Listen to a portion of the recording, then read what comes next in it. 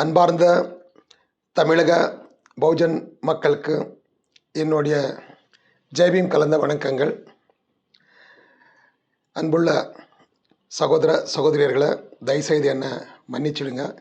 31ஆம் தேதி நான் வர்றதாக நான் சொல்லியிருந்தேன் உங்களுடைய செயற்குழு மீட்டிங்க்கு. 27ஆம் தேதி வரைக்கும் வரணுன்னு தான் இருந்தேன். மிஸ்டர் ஜெய்சங்கருக்கு ட்ரெயின் டிக்கெட் புக் பண்ணக்கூட சொல்லியிருந்தேன். ஆனால் 27ஆம் தேதி சாயங்காலம் நடந்த சில சம்பவங்கள் என்னுடைய முடிவெல்லாம் மாற்றிடுச்சு. அதனால் நான் வர முடியல. எதுக்கும் நான் உங்களை மன்னிப்பு கேட்குறேன். உங்களுக்கு இது இப்போ தெரிஞ்சிருக்குன்னு நினைக்கிறேன். 27ஆம் தேதி என்ன ஆச்சுன்னு சொல்லிவிட்டு உங்கள் செயற்குழு நடக்கும்போது ஒரு 1:30 மணிக்கு நம்முடைய தேசிய ஒருங்கிணைப்பாளர் அசோக் சித்தார்த் சார் வந்து என்னை கட்சியிலேருந்து பெஹஞ்சி நீக்கிட்டதாக உங்களுக்கு அனௌன்ஸ் பண்ணியிருக்கு. நீங்கள் கேள்விப்பட்டிருப்பீங்க. உண்மை என்ன நினச்சேன்னு சொன்னால், அன்றைக்கி 11 மணிக்கு என்னுடைய ரெசிக்னேஷனை நான் நம்ம தேசிய தலைவிக்கு அனுப்பிட்டேன். அங்கேருந்து ஒரு 11:15 11:45 அங்கே ஒரு 12 மணி அளவில் நம்ம மேவாலால் பெஹஞ்சியோடைய பர்சனல் செக்ரட்டரி ஃபோன் பண்ணி என்ன ஆச்சு, ஏன் விட்டீங்க, இதெல்லாம் கேட்டாங்க. நான் அந்த காரணங்களெல்லாம் சொல்லி முடித்தேன். அது முடித்த பிறகு சரி என்கிட்ட அதுக்கு அவர் நிப்பாட்டார், அவ்வளோதான். அதுக்கப்புறம் நான் ரெசிக்னேஷன் கொடுத்த பிறகு இவங்க என்ன எக்ஸ்பெல் பண்ணியிருக்கிறாங்க. எனக்கு ஒன்றும் கவலை இல்லை, எனக்கு வருத்தம் இல்லை. எக்ஸ்பெல் பண்ணாலும் சரி, இல்லை நானாக ராஜினாமா வச்சாலும் சரி, ரெண்டும் ஒன்று தான், எஃபெக்ட் ஒன்று தான். ரெசிக்னேஷன் கொடுத்து நான் வெளியே போகிறேன், எக்ஸ்பெல் பண்ணுறதுனாலே நான் வெளியே போகிறேன். என்னன்னா எக்ஸ்பெல் பண்ணுறதுனால நான் இன்னும் பவரில் இருக்கேன், நான் கண்ட்ரோலில் இருக்கேன் அப்படின்ட்டு அவங்க ஒரு மெசேஜ் கூட போய்க்கிறாங்க, அவ்வளோதான். நான் ஒத்துக்கிறேன், நீங்கள் தான் பவர்ஃபுல், அதில் சந்தேகமே இல்லை. ஆனால் நினைவு வச்சுங்க, நீங்கள் பவர்ஃபுல் பட் நான் ஸ்ட்ராங்கு. வீக்காக இருக்கிறவங்களுக்கு தான் இப்போ ஒரு பதவி, ஒரு பொசிஷன்னு என்ற பவர் வெளியிலேருந்து தேவைப்படுது. உள்ளுக்குள்ளே பவர்ஃபுல்லாக இருக்கிறவங்களுக்கு அதெல்லாம் தேவையில்லை. நான் I am powerful from inside, but you're all weak. அதனால தான் உங்களுக்கு ஒரு பவர் தேவை, ஒரு பொசிஷன் தேவை, ஒரு அதிகாரம் தேவை. எனக்கு அதெல்லாம் தேவையே இல்லை. As it is I am powerful. அதனால தான் எங்கேயுமே நான் எனக்கு அதிகாரம் வேணும், எனக்கு பணம் வேணும், எனக்கு பதவி வேணும்ன்ட்டு இது வரைக்கும் நான் போராட்டம் செய்தே இல்லை. கிடைச்ச பதவிகளை, கிடைச்ச அதிகாரத்தை நானாக விட்டு வந்தது தான் உண்டு. இது நம்பர் 1. நம்பர் 2 என்னான்னு சொன்னால், இங்கே என்னை எக்ஸ்பெல் பண்ணாங்க, கட்சியில் நீக்கிறாங்கன்னு சொன்னோன்னே சில பேர் சந்தோஷம் ஆகிட்டு அவங்க தலைவரோட ஃபோட்டோக்கெல்லாம் பூ போட்டு கூத்தாடினாங்க சொன்னாங்க. எனக்கும் சந்தோஷம் தான். ஏன்னா அவங்க சந்தோஷமாக இருக்கிறாங்களா, அதனால் எனக்கும் சந்தோஷம் தான். ஏதோ ஒரு காரணத்தில் நம்ம ஜனங்க சந்தோஷமாக இருக்கணும்னு தான் நானும் எப்போமா விருப்பப்படுறேன். வெரி ஃபைன், எனக்கு ஒன்றும் வருத்தம் இல்லை, அவங்க மேலே எனக்கு கோபமும் இல்லை. ஆனால் அதே நேரத்தில் பல பேர் வருத்தப்பட்டு எனக்கு ஃபோன் பண்ணியிருக்காங்க. நாங்களை உங்கள் மலை போல் நம்பியிருந்தோம், நீங்கள் வந்து இங்கே மறுபடியும் எங்களை உற்சாகப்படுத்துவீங்க, எங்களை பலப்படுத்துவீங்க, நீங்களே சொன்ன மாதிரி தமிழ்நாட்டில் ஆட்சியை நாங்கள் மாற்ற முடியும், நம்ம மாற்றலாம் அப்படின்னு சொல்லி நீங்கள் ரொம்ப ரொம்ப உற்சாகமாக சொல்லியிருந்தீங்க, எங்களை உசுப்பேற்றியிருந்தீங்க. நான் இப்போ நீங்களே வராத நின்றுட்டீங்க, உங்களை எக்ஸ்பயர் பண்ணிட்டாங்க, உங்களை நீக்கிட்டாங்கன்னு சொன்னது எனக்கு ரொம்ப வருத்தமாகுதுன்னு சொன்னாங்க. அவங்களுக்காக நான் ஒரு வார்த்தை சொல்கிறேன். நான் எங்கே இருந்தாலும் உங்களோட இருப்பேன். பகுஜன் சமாஜ் கட்சியில் தான் நான் இல்லை தவிர பகுஜன் சமாஜ் மூமெண்ட்லேருந்து விலகலை, நான் விலகவும் மாட்டேன். ஏன்னா அது என்னோடய உயிர். என் உயிர் எப்போவுமே அது பகுஜன் சமாஜ் மூமெண்ட் தான். எனக்குள்ள பாபா சாஹேப் அம்பேத்கர், மான்யவர் காஞ்சிராம் எப்பவும் உயிரோட்டமாக இருப்பாங்க. அதனால் நீங்கள் எங்கே இருந்தாலும் சரி, எப்படி இருந்தாலும் சரி, நான் உங்களோட இருப்பேன். எப்போல்லாம் உங்களுக்கு நான் தேவைப்படுதோ, என்னுடைய சேவை உங்களுக்கு தேவைப்படுதோ, அப்போல்லாம் நீங்கள் அது ராத்திரி 12 மணி ஆகட்டும், 1 மணி ஆகட்டும், நீங்கள் என்னை கூப்பிடலாம். நான் உங்களுக்கு எப்போதும் துணையாக இருப்பேன், கூட இருப்பேன். உங்களுக்கு என்ன தேவைப்படுதோ அதை நான் வழிகாட்டுவேன். நிச்சயமாக உங்களோட எப்பவும் இருப்பேன். கவலைப்படாதீங்க. I am always with you, I will be with you always. இது உண்மை, இது உறுதி, இது தைரியமாக இருங்க. இன்னும் 3வது பாயிண்ட்டு, எதுக்காக நாங்கள் ராஜினாமா வச்சோம், இது பல பேருக்கு தெரியாது. நான் எதுக்காக விட வேண்டியதை வந்துச்சு, எதுக்காக இந்த கட்சியை நாங்கள் விட்டுடுமாச்சு, அது பல பேருக்கு தெரியாது. அது விஷயமா 2 நிமிஷம் நான் பேசுகிறேன். நம்பர் 1, உங்களுக்கு எல்லாம் தெரியும், பல வருஷமாக இங்கே இந்த உள் இடஒதுக்கீடு, அதாவது இன்டர்னல் ரிசர்வேஷன், முக்கியமாக அருந்ததியர் மக்களுக்கு அதுவங்க தமிழ்நாட்டில் ஏற்கனவே கொடுத்துட்டுருக்குறாங்க. அதனால் ஒன்றும் பெரிய பிரச்சனை இல்லை. ஆனால் கர்நாடகா, ஆந்திரா, தெலுங்கானாவில் கடந்த 35 வருஷமாக ஒரு போராட்டம் நிரந்தரமாக நடந்துட்டு இருக்குது. இந்த தமிழ்நாட்டில் அறுதியர் மக்கள் ஒரு 2-3% தான் இருக்கிறாங்க. ஆனால் கர்நாடகாவில் நியர்லி 55% இருக்கிறாங்க. தெலுங்கானா, ஆந்திர பிரதேஷில் 70% இருக்கிறாங்க. ஆனால் அவங்களுக்கு ஷெட்யூல்டு காஸ்ட் லிஸ்ட்டில் இருக்கிறாங்க அவங்க. ஆனால் அவங்களுக்கு வேலை வாய்ப்புலையோ கல்வியிலையோ இல்லை அரசியல் அதிகாரத்துலேயோ அவங்களுக்கு ஒரு 5-10% கூட கிடையாது. அதனால் அவங்க போராட்டம் செய்துன்னு இருக்கிறாங்க. எங்களுக்கு எங்கள் ஜனத்தொகைக்கு தகுந்த மாதிரி எங்களுக்கு பிரதிநிதித்துவம் வேணும், ரெப்ரசன்டேஷன் வேணும் அப்படின்ட்டு அவங்க போராட்டம் செய்துன்னு இருக்கிறாங்க. அப்போது ஆரம்ப காலத்தில் ஷெட்யூல் காஸ்ட்குள்ளேயே நிறைய மோதல்கள்லாம் ஆச்சு ஆந்திராவில். அப்போ ஆந்திரா, தெலுங்கானா சேர்ந்து ஒரு மாநிலம் தான் இருந்துச்சு.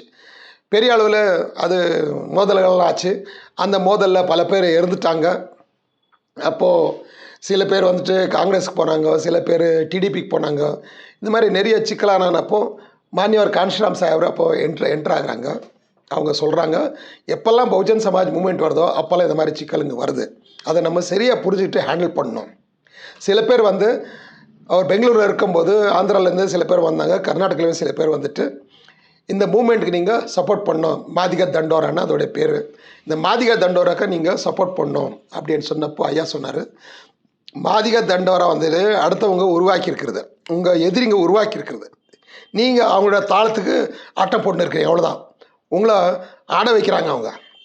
இந்த சந்திரபாபு நாயுடு இந்த வரலில் மாலாசை, இந்த வரலில் மாதிகாசை 2 பேரையும் ஆட வச்சுருக்கிறான். நீங்கள் முட்டா பசங்க, உங்களுக்கு தெரியல. அவன் சொல்கிறதுக்கு அவன் தாளத்துக்கு ஏன் கூத்தாடுறீங்க? அவன் போட்ட ஸ்கிரிப்டை நீங்கள் ஏன் நடிக்கிறீங்க? வாங்க, நம்ம பகுஜன் தண்டோரா கட்டலாம். இங்கே வாங்க, நீங்கள் உங்களுக்கு என்ன பதவி வேணுமோ, எந்த பொசிஷன் வேணுமோ எடுத்துங்க. இங்கே நம்ம போராட்டம் செய்யலாம். அதிகாரம் பிடிச்சு வெறும் ABCD 4 எதுக்குடா, 5 7 பிடிச்சி Z வரைக்கும் நம்ம எல்லாம் பிரிக்கலாம். மொத்தம் உங்கள் மாநிலத்தில் எத்தனை சமூகம் இருக்குது எல்லாருக்கும் ரிசர்வேஷன் கொடுக்கலாம். எல்லாருக்கும் அவங்க ஜாதிக்கு தகுந்த மாதிரி பங்கெடுக்கிறதுக்கு அது நம்மளால் தான் முடியும். அதுக்கு தேவை இருக்கிறது அதிகாரம் தான், அரசியல் அதிகாரம். இந்த அரசியல் அதிகாரத்தை நம்ம பிடிக்கணும்னு சொன்னால் நமக்குள்ள ஒரு அண்டர்ஸ்டாண்டிங் வேணும், ஒரு ஒற்றுமை வேணும். அந்த ஒற்றுமை ஒடிக்கிறது தான் அவனோட வேலை. என்றைக்கு நீங்கள் ஒரு இண்டிபெண்ட் பொலிட்டிக்கல் ஃபோர்ஸ் ஆகக்கூடாது, தனிப்பட்ட அளவில் நீங்கள் வளரக்கூடாது, அவங்களோட நோக்கம். ஆனால் அதை புரிஞ்சுக்குங்க. வாங்க, நீங்கள் நான் அந்த தத்துவத்துக்கு நான் எதிரில்லை. ஆனால் யார் அதை நடத்துகிறான் அதுக்கு தான் நான் எதிராக இருக்கிறேன். ஏன்னா உங்களுக்கு அவன் கொடுக்குறதில்ல என்றைக்குமே. உங்களை எப்படியும் பிச்சைக்காரனாக தான் வச்சுருப்பான். ஆனால் நீங்கள் பிச்சைக்காரன் ஆகக்கூடாது. நீங்கள் பாபா சாஹேப் அம்பேத்கர் சொன்ன மாதிரி ஆளும் வர்க்கமாகணும், ரூலிங் கிளாஸ் ஆகணும், கவர்னிங் கிளாஸ் ஆகணும். கவர்மெண்ட்டை நடத்தக்கூடிய கெப்பாசிட்டி நம்பர் எல்லாம் உங்ககிட்ட இருக்குது. ஆனால் உங்களை வச்சுக்கிட்டு ஒரு 5-6% இருக்கவங்க அங்கே ஆட்சி நடத்திருக்கிறாங்க. எதுக்கு இந்த மோசடியில் எதுக்கு மாட்டிக்கிறீங்க? வாங்க, அதை கேட்டு தான் கர்நாடகாவில் நிறைய பேர் மாதிகா சமூகத்தை சேர்ந்தவங்க பிஎஸ்பியில் சேர்ந்தாங்க. பல வருஷமாக மாதிகா லீடர்ஸ் தான் இங்கே பிரசிடெண்ட்டாக இருக்கிறாங்க. இப்போ இருக்கிற பிரசிடெண்ட்டு மார்சந்திரா முனியப்பா கூட மாதிகா சமுதாயத்தை சேர்ந்தவங்க தான். நானும் அந்த நேரத்தில் தான் பகுஜன் சமாஜ் பார்ட்டியில் சேர்ந்துக்கினேன். நானும் மாதிகா இல்லை, நினைவு வச்சுங்க. நான் உங்கள் தமிழ்நாட்டில் பறையான்றீங்களே, அந்த பறையனுக்கு சமமான கம்யூனிட்டி ஹொலையான்னு சொல்லிட்டு. ஆனால் நான் ஹொலையா அதனால் போகக்கூடாதுன்றதல்ல, நான் மாதிகனாக இருந்தால் மட்டும் போகணுன்னு கிடையாது. இது ஒரு தத்துவம், இது ஒரு நீதி. எல்லாருக்கும் அவங்களோட பங்கு கிடைக்கணும். அது வெறும் சமத்துவம் மட்டும் இல்லை, அது நியாயமாகவும் இருக்கணும். நியாயம் தான் ஃபஸ்ட்டு, அதுக்கப்புறம் தான் சுதந்திரம், அதுக்கப்புறம் தான் உங்களுக்கு சமத்துவம், லாஸ்ட்டு தான் சகோதரத்துவம். சகோதரத்துவம் வரணும்னா முதல்ல இந்த 3 அங்கே நிறைவேறணும். அப்போ தான் முடியும். ஃபஸ்ட் இஸ் ஜஸ்டிஸ், நியாயம். ரொம்ப வறுமையில் இருக்கிறவன், அவன் பட்னியாக இருக்கிறவன், அவன் ஒன்றுமே இல்லாதவன் ஒரு பக்கம் இருக்கிறான். வயிறு நீராக தின்னுட்டு ஒரு ஸ்பூன் அதிகமாக சாப்பிட்டா வாந்தி எடுக்கிறவன் இன்னொரு பக்கம் இருக்கிறான். உங்ககிட்ட ஒரு 6 வாழைப்பழம் உங்ககிட்ட இருக்கும்போது நீங்கள் கொடுக்கணுன்றீங்க. சமமாக கொடுக்குறதுனா 2 பேருக்கும் 3 பிரித்து கொடுக்குறது. பசி பட்னியில் இருக்கிறவனுக்கு 3 பிரித்து கொடுத்தா அது அவனுக்கு பத்தாது, அவன் இன்னும் பசி இருக்கும். ஏற்கனவே தின்னு இது வரைக்கும் நல்லா முழுக்க சாப்பிட்ருக்கவனுக்கு நீங்கள் 3 கொடுத்தீங்களான்னா அவன் ஒரு பழம் சாப்பிட்டு வாந்தி ஆகும். உங்கள் புத்திசாலியானா நீங்கள் என்ன பண்ணணும், அந்த 6 பழமும் இவனுக்கு தான் கொடுக்கணும். அவன் ஒன்றும் கொடுக்காட்டியும் பரவாயில்ல, இல்லை மிஞ்சி போனால் ஒரு 1/2 பழம் கொடுங்க, தப்பில்லை. இது நியாயம். இது நமக்கு நியாயம் தான் ஃபஸ்ட்டு. அதான் சோஷியல் ஜஸ்டிஸ்ன்னு சொல்கிறது. இதை தான் பாபா சாஹேப் அம்பேத்கர் RPI அவருடைய கட்சி, அந்த கட்சிக்கு மேனிஃபெஸ்டோ எழுதும்போது அதை எழுதுகிறாரு. நமக்கு இங்கே இருக்கிற வாய்ப்புகளில் எல்லாருக்குமே சம உரிமை உண்டு, அதில் ஒன்றும் சந்தேகம் இல்லை. ஆனால் இது வரைக்குமே எந்த வாய்ப்புகளும் இல்லாத இருக்கிற மக்கள் இருக்காங்க இல்லையா, அவங்களுக்கு தான் இதில் ஃபஸ்ட்டு ப்ரிஃபரன்ஸ் கொடுக்கணும், முதல்ல அவங்களுக்கு. அதுக்கப்புறம் கொஞ்சம் நஞ்சம் இப்போ யாருக்கு கிடைச்சிருக்குதோ அவங்களுக்கு கொடுக்கலாம். ஆனால் எது வரைக்கும் எதுவுமே கிடைக்காதவங்களுக்கு தான் நம்ம முதல் ப்ரிஃபரன்ஸ் கொடுக்கணும், முதல்ல அவங்க தான் கொடுக்கணும். அதுதான் இன்டர்னல் ரிசர்வேஷனுடைய தத்துவம். இந்த தத்துவம் சரியானதுனால தான் நான் ஒரு அம்பேத்கரைட்டாக இருக்கிறதுனால இந்த மூமெண்ட்டை நான் ஆதரிச்சிருக்கிறேன், இந்த மூமெண்ட்டுக்கு நான் சப்போர்ட் பண்ணியிருக்கிறேன். பெஹன்ஜி வந்துட்டு சுப்ரீம் கோர்ட் ஜட்ஜ்மெண்ட் வந்த பிறகு இது எந்த அரசியல் கட்சி கொடுத்தது கிடையாது, பல வருஷங்க போராட்டங்க. சுப்ரீம் கோர்ட்டில் அது தீர்ப்பு ஆகாத இருந்துச்சு. ஃபைனலாக supreme court okay fine, schedule காஸ்ட்குள்ளே நீங்கள் பிரித்து கொடுக்கலாம் அப்படின்னு ஒரு தீர்ப்பு தான் கொடுத்தாங்க. சொன்ன உடனே திடீர்னு யாரும் பிரித்து கொடுக்க போகிறது இல்லை. அதுக்கு நிறைய இன்னும் சட்டமெல்லாம் பண்ணோம், அசம்பிளியில் டிஸ்கஷன் ஆனோம், பார்லிமெண்ட்டில் பில் பாஸ் நிறைய வேலைங்க இருக்குது. பெஹன்ஜி உடனடியாக இதை நான் எதிர்க்கிறேன்னு சொல்லிட்டாங்க. எந்த கட்சி தலைவர்கள்னு சொல்ல, இவங்க சொல்ல வேண்டிய அவசியமே இருக்கலாங்க, ஆனால் சொல்லிட்டாங்க. அது சைக்கலாஜிக்கலாக இந்த மக்களை எவ்வளோ பாதிக்குதுன்றது கூட அவங்க யோசிக்கல. அவங்க ஏன்னு கேட்டால், இல்லை அடுத்த 2-3 வருஷத்தில் அங்கே பீகார், உத்தரப்பிரதேஷ், ஹரியானா, பஞ்சாப் எல்லா இடத்துலையும் எலெக்ஷன் வரப்போகுது. அங்கே செம்மார் தான் அதிகமாக இருக்கிறாங்க. செம்மாருங்களுக்கு இது ரொம்ப எதிராகும். அதனால தான் நான் அதை அதை எதிர்த்தேன்னு சொல்கிறாங்க. இது அரசியல்.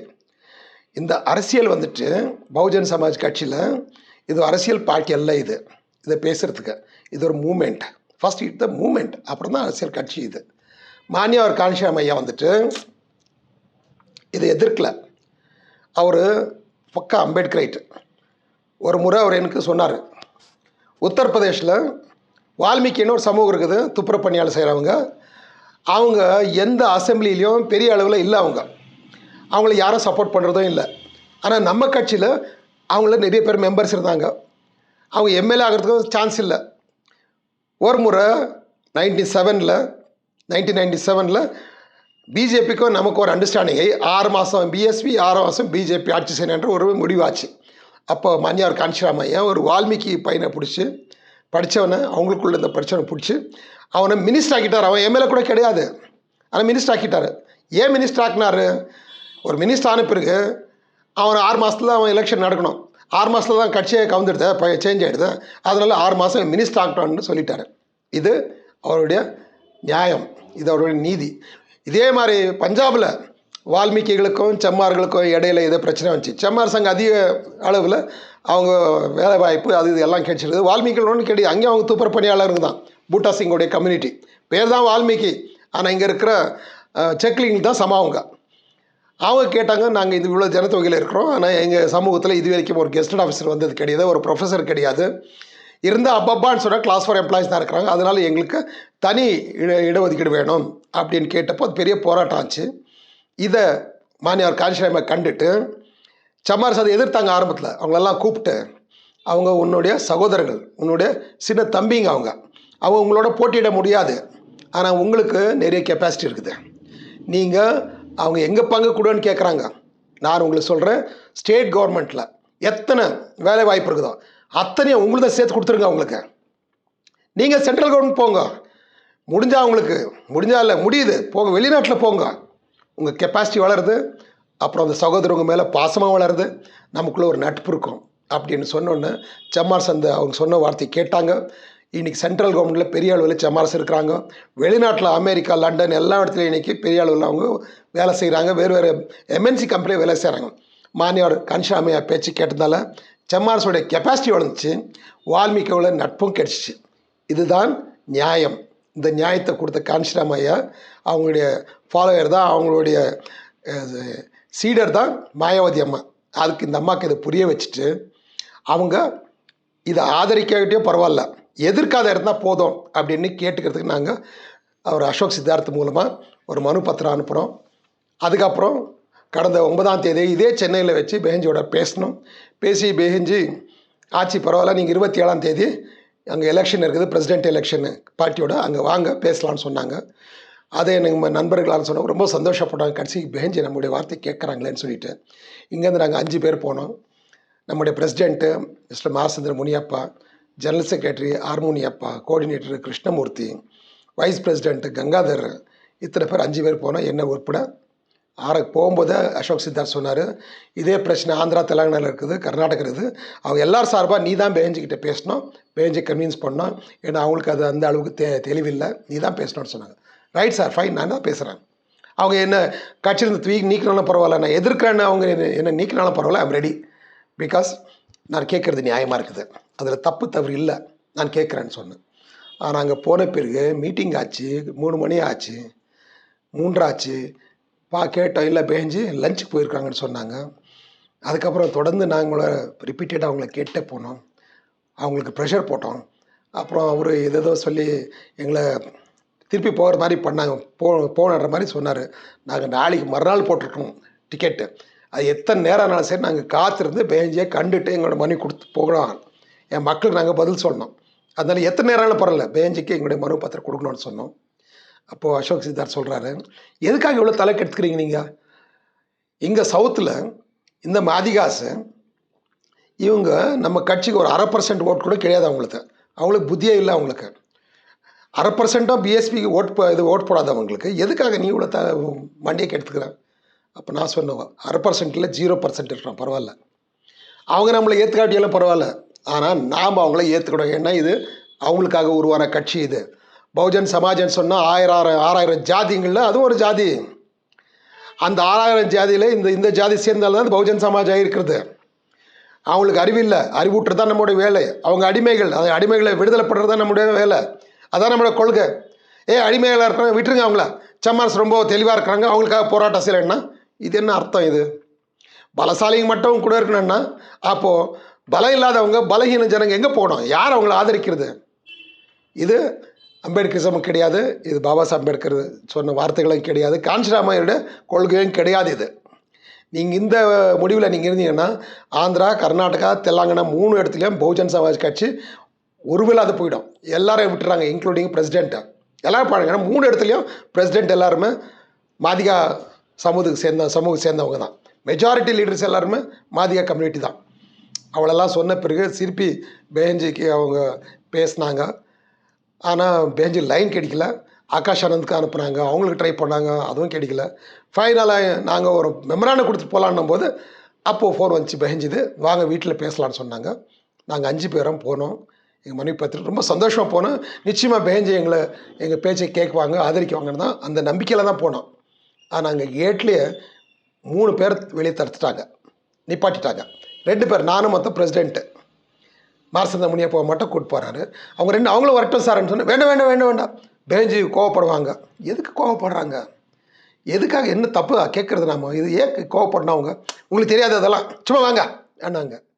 அந்த 3 பேரும் வரதுக்கு முயற்சி அதை எத்தனை பேர் சொல்கிறது உங்களுக்கு? வெளியில் இல்லைங்க அப்படின்ட்டு ஒரு நாயை வெட்டுற மாதிரி வெட்டாங்க. நம்மளுடைய பிரசிடெண்ட்டுக்கு ரொம்ப வருத்தம் ஆயிடுச்சு. என்ன சார் இவ்வளோ அசிங்கமாக பேசுகிறாங்க நாமளே போகலாம் வாங்கினேன். வேண்டாம் சார், பெஹன்ஜி நமக்கு வர சொல்லியிருக்காங்க, அது எத்தனை அவமானாலும் தாங்கிக்கலாம், நம்ம பெஹன்ஜி தானே தாங்கிக்கலாம்னுங்க. எத்தனை மேல் ஜாதிக்காரங்க எத்தனை நமக்கு அவமானப்படுத்திருக்காங்க, அதெல்லாம் தாங்கியிருக்கிறோம். இன்றைக்கி நம்ம அக்கா ஏதோ நம்மளை இந்த மாதிரி நடத்துக்கிறாங்கன்னா கோவப்படுறது வேண்டாம், என்ன இருந்தது நம்ம அக்கா அவங்க புரிஞ்சுக்குவாங்க, நடுங்கன்னு சொல்லி கூப்பிட்டு போனேன். ஆனால் பெஹன்ஜி எங்களை சந்திக்கையோ கூப்பிட்டு போகவே இல்லை. எங்கள் கையில் இருக்கிற மனு பத்திரம் வாங்கினு அசோக் சித்தார்த் நான் கொடுத்துட்டு வரேன்னு எடுத்துகிட்டு போனார். எடுத்துகிட்டு போய் 2 நிமிஷத்தில் வந்துட்டார். நான் கொடுத்துட்டேன்னு சொன்னார். கொடுத்தாரா இல்லை தெரியாது, இல்லை அவரே கொடுத்தாரா இல்லை அங்கே இருக்க ஆஃபீஸ் பாய் கையில் கொடுத்தாரா அதுவும் எங்களுக்கு தெரியாது. நாங்கள் என்ன சொன்னாங்க பெஹன்ஜி, நான் படிச்சுட்டு அப்புறம் 2-3 நாள் கழித்து நான் சொல்கிறேன்னு இருக்கிறாங்க.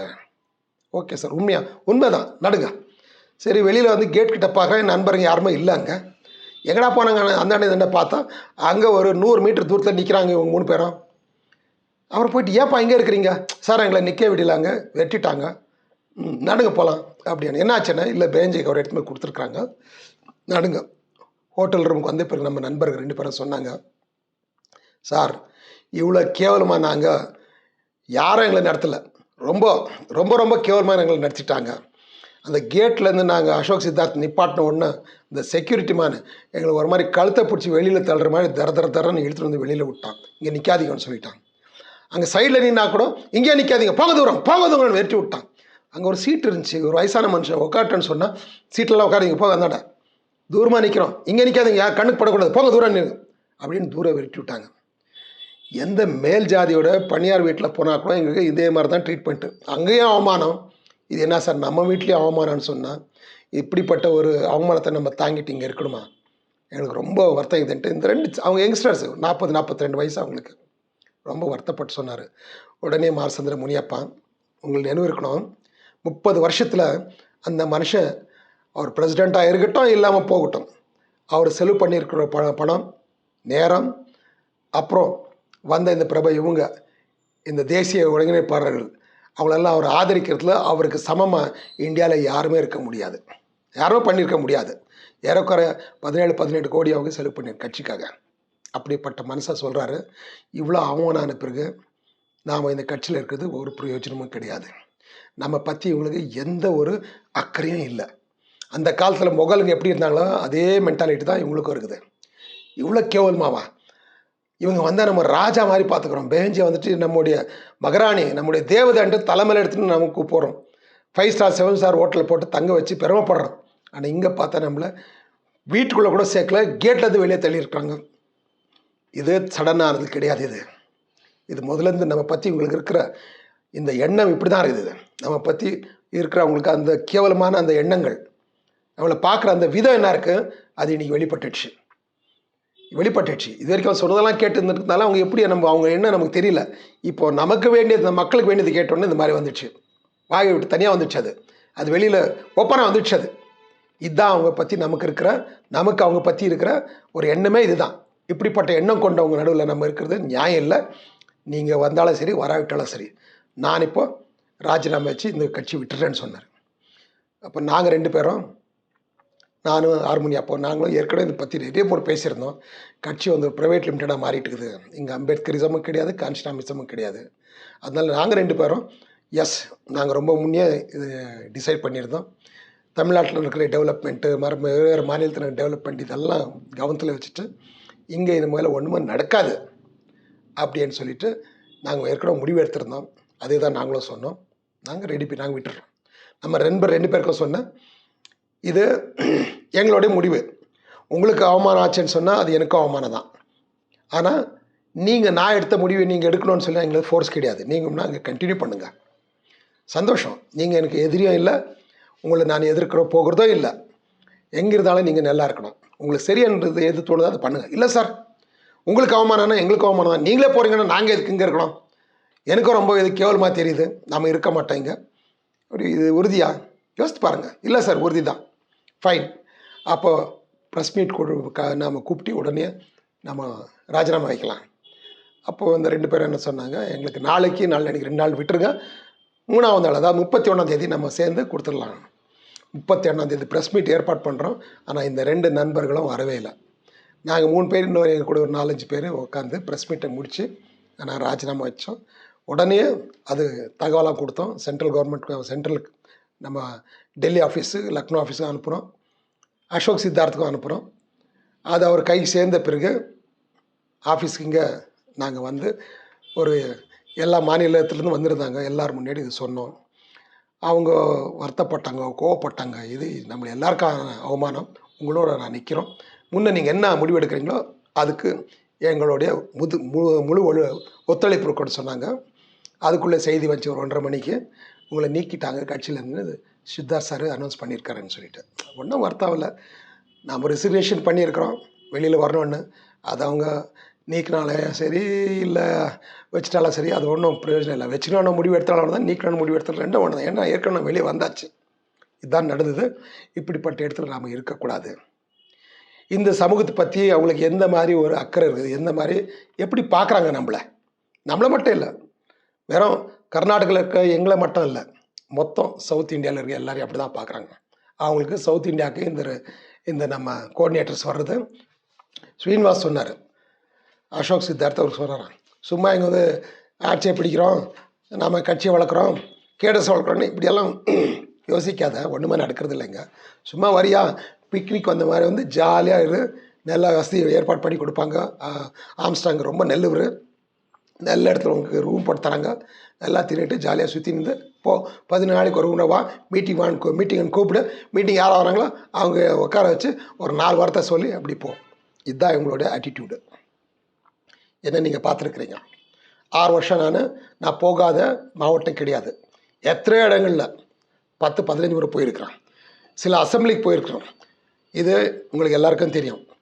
எனக்கு இப்போ பெருசாக ரூம் போடுங்க, பெரிய ஹோட்டலில் போடுங்க, நான் கேட்டதும் கிடையாது. அப்படி போடுறதுக்கு நீ முயற்சி செய்தால் கூட சும்மா வீண் செய்கிறதுக்குன்னு சொல்லியிருக்கேன். எத்தனையோ பேர் வீட்டில் தங்கியிருக்கிறேன் நான். நீங்கள் கொடுத்த சாப்பிட்ருக்கிறேன், உங்களில் ஒருத்தராக வாழ்ந்துருக்கிறேன். அதில் எனக்கு பெருமை இருக்குது, சந்தோஷம் இருக்குது.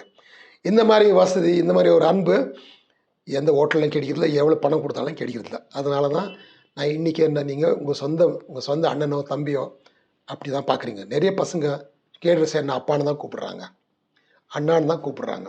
அது எனக்கு பெருமையாக இருக்குது. வேறு யாரையும் அப்படி கூப்பிட்றதில்ல. நீங்கள் சாரன் தான் கூப்பிடுவீங்க, ஜிஎன் தான் கூப்பிடுவீங்க. என்னை யாரும் ஜிஎன் கூப்பிட்றதில்ல. அந்த அளவுக்கு எனக்கு பெருமை இருக்குது.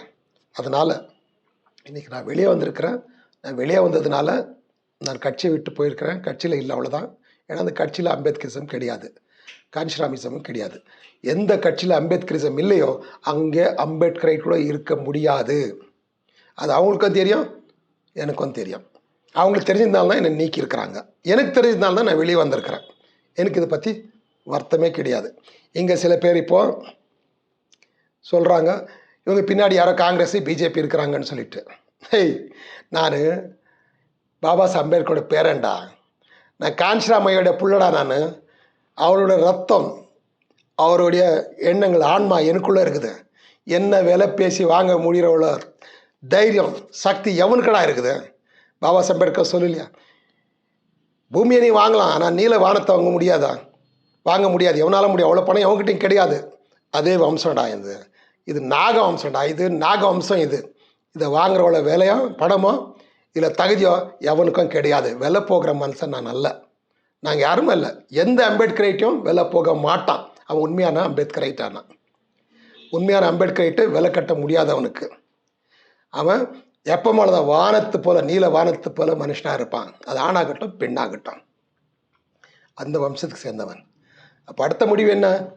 அடுத்த முடிவு, இப்போதுக்கு எங்கே நாங்கள் மரியாதை இல்லையோ அங்கே நாங்கள் வெளியே வந்திருக்கிறோம். அடுத்தது என்ன? இந்த தேசிய கட்சியில் வராங்க இல்லையா, அவங்க எந்த கட்சி வந்தாலும் சரி, பாபா சாஹேப் அம்பேத்கர் கொள்கையை சொல்லி வந்தாலும் சரி, நான் அவங்கள ஏற்றுக்க மாட்டோம். ஏன்னா பேருக்கு தான் அவனுங்க பாபா சாஹேப் பேரை சொல்கிறாங்க. அவங்க பாபா சாஹேப் அம்பேத்கர் தெரியாது அவங்களுக்கு. They know about Ambedkar but they don't know Ambedkar. Baba Saheb அவங்களுக்கு தெரியாது. அவங்க பற்றி பேசுகிறாங்க, கதையாக பேசுகிறாங்க. எல்லா ஆர்டிஸ்ட்டும் இந்த மாதிரி தான் பேசுகிறாங்க, ட்ராமா நடிக்கிறாங்க. அவ்வளோதான். நடிக்கிறதுக்கு என்ன காசு கொடுத்தா அவன் நடிக்கிறான். ஆனால் அவன் மிஷினரி ஆக முடியாது, ஒரு காலத்துக்கும் முடியாது. அதனால் எந்த தேசிய கட்சி வந்தாலும் சரி, முக்கியமாக நார்த், அதாவது வட மாநிலத்திலேருந்து லீடர்ஷிப்பில் வர எந்த கட்சியை நாங்கள் ஏற்றுக்க மாட்டோம். அது காங்கிரஸ் ஆனாலும் சரி, பிஜேபி ஆனாலும் சரி, ஆம் ஆத்மி பார்ட்டி ஆனாலும் சரி, பீம் ஆர்மி ஆனாலும் சரி, எல்லாரும் ஒரே நோக்கத்தில் வராங்க. அந்த காலத்து முகல் சுல்தானுக்கு எப்படி இருந்தாங்க அதே மென்டாலிட்டி தான் இவங்களுக்கும் இருக்குது. இந்த சவுத் இந்தியா என்ன இருக்குது, இது பண்புக்கு பேர் போன நாடு. இது இங்கே எந்த காலத்தில் நீங்கள் பாருங்கள், இங்கே இம்பீரியலிஸ்ட் வந்தது கிடையாது. கொடுத்து தான் பழக்கமாக தவிர பிடிங்கிங்க பழக்கம் இல்லை இங்கே. அந்த மாதிரி ஒரு கல்ச்சர் இருக்கிற நாடு இது. We know how to treat others as the guests. எப்படி அவங்கள கெஸ்ட்டாக நம்ம அவங்கள ஆதரிக்கணும்னு தெரியும். அதனால தான் யார் வந்தாலும் ஏதோ திருவள்ளுவர் ஒரு கொட்டேஷன் இது பாருங்கள், ஊரும் யாதே எல்லாரும் நமதேன்றது ஒரு கொட்டேஷன் இது. அதுதான் நம்முடைய கல்ச்சர். அந்த கல்ச்சர் நான் வளர்ந்துருக்கிறவங்க நாம். ஆனால் நம்மளை ஆட்சி செய்து யாரையும் விடக்கூடாது, நம்ம தலைமையில் உட்காரதுக்கு யாரும் விடக்கூடாது. ஏன்னா எல்லாத்தோடைய பெரிய ஒரு வேல்யூ எதுன்னு சொன்னால் அது சுயமரியாதை தான். அன்றைக்கி கரெக்டாக 100 வருஷத்துக்கு வந்து பெரியார் சொன்னார் இல்லையா, ஒரு சின்ன கொட்டைப்பாக்க அவ்வளோ மரியாதை எவனுக்காவது இருந்தால் இந்த காங்கிரஸில் இருக்காதீங்க. காங்கிரஸ்ன்றது அவங்க நம்ம நாடை அவங்க ஒரு என்னது ஒரு பில்காவில் பண்ணிகிட்ருக்காங்க. நல்ல பச்சை பயிர் இருக்கிற ஒரு தோட்டம் மேய்றதுக்கு வராங்க இங்கே அவனுங்க. இதே வார்த்தை தான் நாங்கள் இன்றைக்கி சொல்கிறோம். உங்களுக்கு ஏதாவது கொஞ்சம் பெரிய அளவில் ஒரு சின்ன ஒரு ரவை எவ்வளோ ஏதாவது மான மரியாதை இருந்தால், சுயமரியாதை இருந்தால், இந்த தேசிய கட்சிகள் எல்லாமே நீங்கள் ரிஜெக்ட் பண்ணுங்கள், எதுவும் வேண்டாம். அப்போ நாம் என்ன பண்ணோம்? காஞ்சிராம் ஐயா, பாபா சாஹேப் அம்பேத்கர் வெளிச்சம் நம்ம கையில் இருக்குது, அந்த டார்ச் நம்ம கையில் இருக்குது, அதை போட்டெடுங்க, வழி தெரியும் உங்களுக்கு. இப்போதுக்கு இங்கே நம்ம இருக்கக்கூடாதுன்னு முடிவு எடுத்துருக்கிறோம். அடுத்தது என்ன? அடுத்த கட்டம் நாங்கள் கூட சீக்கிரத்தில் நாங்கள் சொல்கிறோம், நாங்கள் ரெடி பண்ணிட்டுருக்குறோம், என் மக்களை நாங்கள் தயார் பண்ணிட்டுருக்குறோம். ஏன்னா நாங்கள் முடிவு எடுத்துட்டோம், இது சுயமரியாதை எல்லாத்தோடைய மிகப்பெரிய ஒரு சொத்து. இதுதான் ஆஸ்தின்னு நாங்கள் முடிவு எடுத்துருக்குறோம். நீங்களும் அதே மாதிரி சிந்திங்க. உங்களுக்கு எது சரின்னு தோணுதோ அதை பண்ணுங்கள். இன்றைக்கி எங்களுக்கு வந்திருக்கிற நிலைமை தான் நாளைக்கு உங்களுக்கும் வரும். ஆந்திரா தெலுங்கானா பசங்க அவங்கள உள்ளக்குள்ளே ஊரில் வராதிங்கடா, நாங்கள் நீங்கள் வராது கிட்டே வராதீங்கண்ணா ரொம்ப வருத்தத்தில் போனாங்க. தெலுங்கானா ஆந்திராவில் இருக்கிற மற்ற ஜனங்க, முக்கியமாக மாதிகா ஜனங்க என்ன பேசுகிறாங்கன்னா, எவெல்லாம் மாதிகாவுக்கு பிறந்து இருக்கிறீங்களோ அவங்க எவனுமே வந்து பிஎஸ்பியில் சேராதுங்க, பிஎஸ்பி ஓட் போடாதுன்னு சொல்லியிருக்கிறாங்க. தேவையா இது? இது தேவையா? அந்த நிலைமையை கொண்டு வரதுக்கு என்ன யார் காரணம்? நாம இல்லை, மேலே இருக்கிறவங்க தான். இனிமேல் அது நடக்கக்கூடாதுங்க. இது அவங்க சொல்லுறதுனால, அவங்க இப்படி நடத்துறதுனால அவங்க மேலே எனக்கு கோபம் இல்லை. எனக்கு கோபம் யார் மேலே? நம்ம மேலே தான் கோபம். நாம் அடிமைகளாக இருக்கிறதுனால தான் அவங்க முதலாளிகளாக வரானுங்க. நாம் வீக்காக இருக்கிறதுனால தான் அவங்க பவர்ஃபுல்லாக மாறி இருக்கிறாங்க. ஏன் அடுத்தவங்ககிட்ட நீங்கள் லொங்கணும்? ஏன் நீங்கள் அடிமையாகணும்? உங்களால் ஒரு ஓட்டு 1% ஓட்டு கூட கேள்வி ஏன் கேவலப்படணும்? நம்ம காட்டலாம் நம்ம சக்தி என்னன்ட்டு.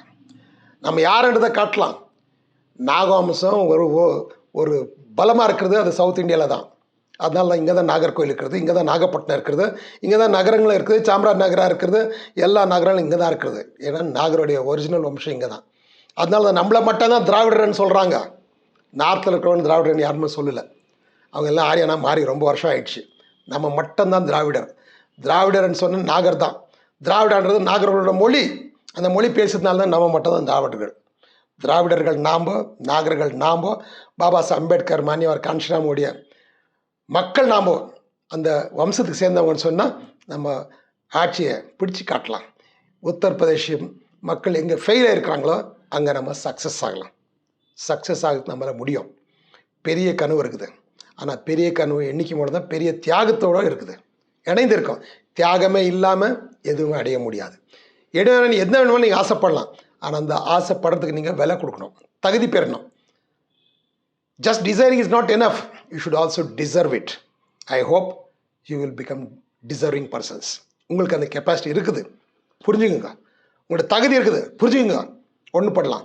பல்லனோ பரியனோ சக்லியோ புதிரவண்ணாரோ நம்ம எல்லாம் ஒன்று தான். நம்ம எல்லாமே ஒன்று தான். We are untouchables. யாரை நம்மளை தொட முடியாது. தீண்டப்படாதவர்கள் அல்ல, தீண்ட முடியாது. Nobody can touch us. That is the real meaning of untouchables. Baba Saheb Ambedkar காட்டியிருக்கார், Kanshi Ram காட்டியிருக்கிறார். We will rise and we shall rise the entire humanity. நாம் வளரலாம். மொத்தம் இந்த மனித இனத்தை நாம் வளர்க்கலாம். உலகத்தில் எது வரைக்குமே இங்கே அநியாயம் இருக்குதோ, எது வரைக்கும் இங்கே எக்ஸ்ப்ளாய்டேஷன் இருக்குதோ, அது வரைக்கும் அம்பேத்கர் ரைட்ஸ் நாம் ஆக்டிவாக தான் இருக்கணும், டைனமிக்காக தான் இருக்கணும். நிரந்தர போராட்டம் நிரந்தரம் நடக்கணும். எது வரைக்கும் இங்கே பிராமணிசம் இருக்குதோ அது வரைக்கும் நமக்கு ஓய்வு கிடையாது. நம்ம போராடி கொண்டே இருக்கணும். இந்த பிராமணிசம் அப்படின்னு சொன்னால் fraternity, equality, liberty, justice, fraternity, இதை மறுக்கிற ஒரு எண்ணம் இருக்குது இல்லையா, அதுதான் பிராமணிசம். அது பிராமணங்கள் மட்டும் இருக்கணும்னு இல்லை, அது எல்லாருலேயும் இருக்கும். அது நமக்குள்ளேயே இருக்கும். அது நம்மளை தொலைக்கணும், அதை தூக்கி விசிலடிக்கணும். அதனால தான் பாபா சாஹேப் அம்பேத்கர் புத்திசமை ஏற்றுக்கினது. ஏன்னா Buddhism is based on brotherhood, equality, justice and liberty. இந்த தத்துவங்களை ஏற்றுக்கிட்டு தான் பாபா சாஹேப் அம்பேத்கர் சொன்னார். இந்த கான்ஸ்டியூஷனை எழுதியிருக்கிறது ஃப்ரெஞ்சு ரெவல்யூஷனை பார்த்து நான் காப்பி அடிக்கல. என்னுடைய குரு கௌதம் தி புத்தா அவர்கிட்ட நான் கற்றுருக்கிறது. அந்த பாதையில் போகிறவங்க நமக்கு தோல்வி கிடையாது. பாபா சாஹேப் அம்பேத்கரை நம்ம கூட இருக்கும்போது தோல்வி எதுக்கடா, நம்ம தோற்க மாட்டோம். எவன் வரட்டும், எவன் போகட்டும், வி வில் வின். இத்தனை வார்த்தையை கேட்டதுக்கு உங்கள் எல்லாருக்கும் நான் நன்றி சொல்கிறேன். போராட்டத்தை நிப்பாட்டாதீங்க. போராட்டம் தொடர்ந்து நடக்கட்டும். உங்களோட நான் எப்பவுமே இருப்பேன். யார் மேலேயும் கோவம் கிடையாது, யார் மேலேயும் பகை கிடையாது. யார் பற்றியும் நம்ம பேசுகிற அவசியமே இல்லை. அவங்களுக்கு தோண்டியதை அவங்க பேசியிருக்கிறாங்க, அவங்களுக்கு அதில் சந்தோஷம் இருக்குது, சந்தோஷமாக இருக்கட்டும். எல்லாரும் சந்தோஷமாக இருக்கணுன்றது தான் நம்முடைய எண்ணம். அது எந்த விதத்துலேயும் அவங்க சந்தோஷமாக இருக்கிறாங்க. அது தப்பாக இருந்தால் அது அவங்க அனுபவிக்கிறாங்க. நீங்கள் பேசாதீங்க, நீங்கள் ஒன்றும் செய்யாதீங்க, உங்கள் வேலையை மட்டும் நீங்கள் பண்ணுங்கள். இத்தனை சொல்லி உங்களுடைய அன்பு சகோதரன் கோபிநாத். ஜெய் பீம், ஜெய் பாரத்.